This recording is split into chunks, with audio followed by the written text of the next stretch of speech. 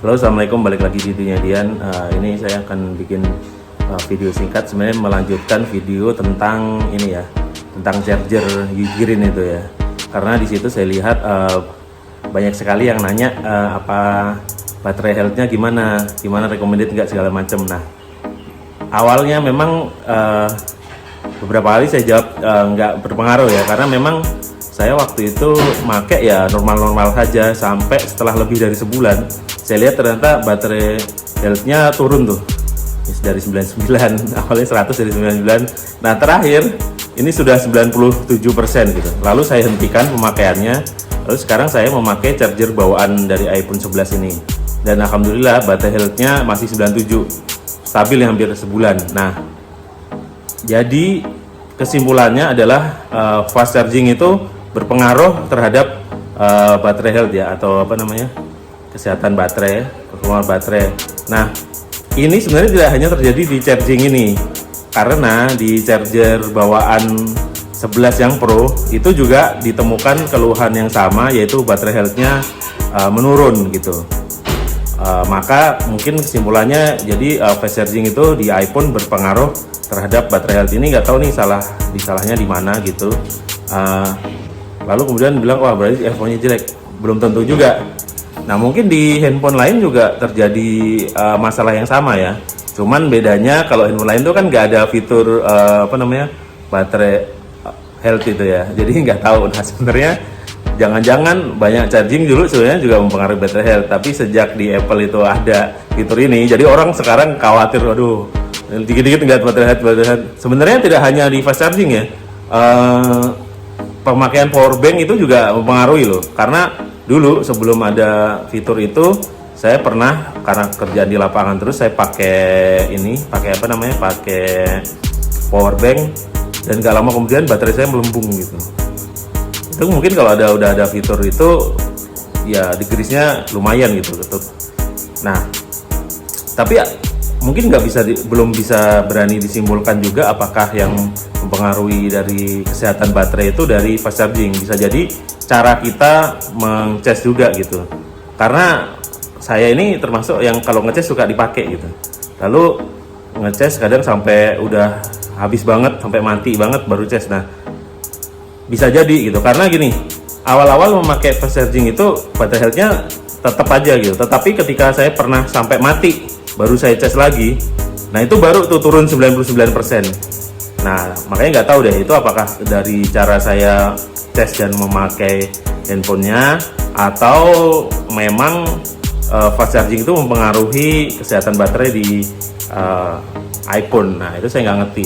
Itu mungkin perlu perlu diselidiki lagi. Yang jelas sih saya udah hentikan karena untuk pemakaian normal lah.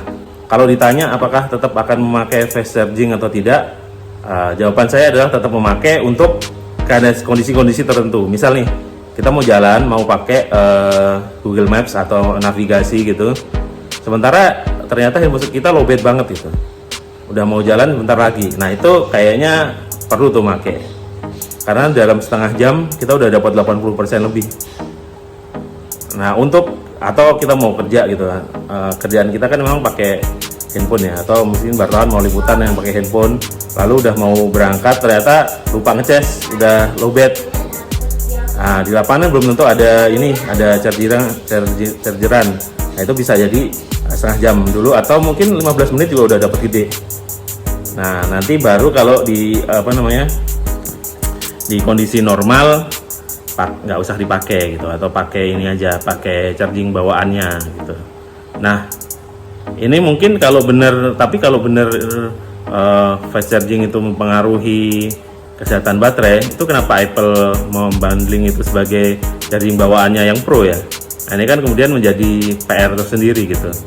Nanti apa kita lihat, kalau dia tetap pakai itu ya nggak ngerti ya. Tapi begini, bagi teman-teman, kalau masalah baterai health ini ya, handphone itu suatu saat memang akan menurun gitu.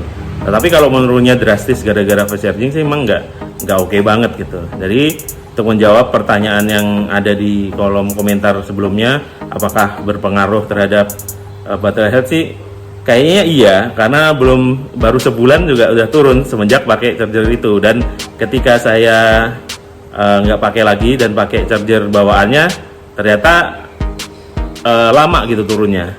Nah, silakan disimpulkan sendiri deh, itu berpengaruh apa tidak. Yang jelas sih saya masih pakai, tapi ya tadi tuh untuk kondisi-kondisi tertentu nggak akan saya pakai tiap hari gitu.